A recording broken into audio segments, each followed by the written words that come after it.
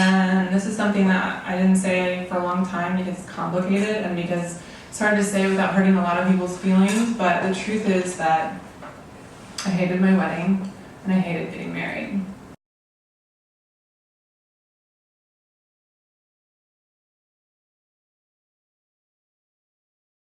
I first heard Hannah tell a story about growing up evangelical in Oklahoma and her questioning of her faith. And as soon as I heard her read, I could just feel the writing, the originality of the perspective, the willingness to be completely vulnerable and honest in her work. And I just knew immediately that that's the kind of person I wanted us to work with. Because that's what I've been taught, right? The one. That God had one man for me that was already picked out, and he would bring him into my life at some point. So I came in the first meeting with 7 or 8 minutes. 1 month before I leave, 1 month, I meet Sam. He had just moved to Tulsa and we were introduced at a concert.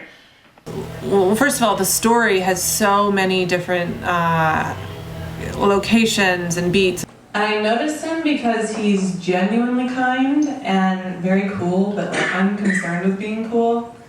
And also he has plans. Like he's not gonna get stuck in Tulsa. He's gonna be a filmmaker and move to a coast.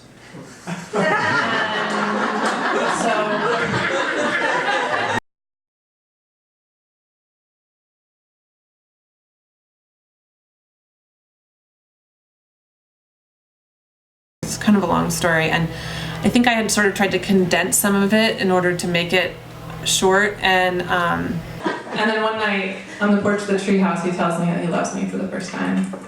So I'm still riding this high, right? And we've only been together for 3 months at this point. But I turn to my friend Hope and I say, you know what? If he asked me to marry him tomorrow, I would say yes. Every time that I would do another draft and come back, it would get longer and longer. And I think now at the end I have 18 or 19 minutes, so it like really grew. It'd be one thing if we could live together, but see that's the big problem. Yeah, my family and his family, very religious, and living together before you're married is like the ultimate sin. And I know we talk about it, Sam and I talk about it, we don't have a problem with it, but we just finally decided that it's not worth the chaos it'll cause in our family. I also just made the decision for this experience that I wanted to just go with it. And so I think I took almost every note that Joshua and Adam gave me. And then like later in drafts, if it didn't work, I could edit it out. But I just wanted to like go for it 100%. She really jumped in and was like, yeah, let's see what this note is about. How can we make this work? Yeah. And that's really important because then you get to find out if the note is a working note. Can it integrate? Does it support the story? Or do you need to, later shed it? As I really dug into different parts of the story and expanded them and did free writing and then incorporated different things, it really expanded the story. With a frown on his face, looking very pensive. And so I'm thinking, God, what is he thinking about? Is he thinking about me returning to Tulsa and our trip's almost over? And I'm like, is he about to break up with me? In the process of working on something and making multiple drafts, it's so helpful to have people like to do that with. Because I didn't have the option of just like not doing it or finding an excuse. Like I had accountability and I had to do it every week or every couple of weeks, and that was a really fun practice for me. It's really sometimes like people talk about accountability. It's really just about keeping going and keeping showing up. And the better coaching and the better notes you have, for sure, you will progress more quickly. Yeah. But a lot of it is just not stopping. Yeah. And being consistent. Yeah. He's standing there and he reaches into his pocket and he looks at me and he says very abruptly, will you marry me?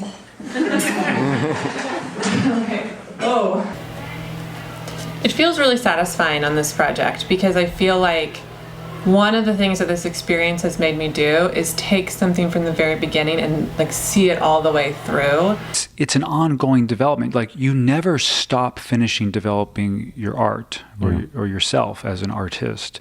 But the material or the project definitely needs to have like a beginning, middle, and an end, just so you can create, release, relax, and then move on to other projects. I guess that this is that moment. I guess I thought there might be like a speech or it might be a little different, but I mean, I don't know. Like, I do love them a lot, and I mean, this would make it easier. Like, we could move in together in LA. We could stay together. We wouldn't have to break up. I think in the past I've probably stopped the revision process sooner than I would have because of this project. So it was really satisfying.